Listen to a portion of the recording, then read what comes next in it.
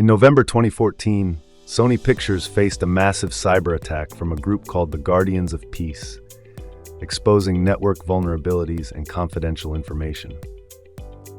The Sony hack began on November 24, 2014, using spear phishing emails and malware to compromise systems and deploy destructive malware.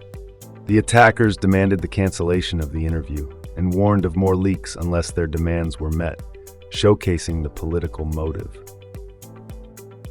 They used advanced spear phishing techniques to target Sony employees, gaining control of the network and stealing sensitive information. Data was wiped and stolen without triggering alarms, making the breach hard to detect immediately. The hackers demanded Sony to stop releasing the interview and ransom the stolen data, but Sony refused to comply.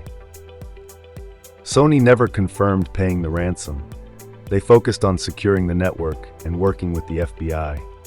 The hackers leaked personal information and unreleased films, causing embarrassment and risks of identity theft for employees. Sony faced significant financial impact, with recovery costs estimated in the tens of millions. The attack highlighted the need for robust cybersecurity and raised concerns over cyberattacks for political purposes. While not paying the ransom, Sony's incident served as a warning to companies about the threat of cyberattacks.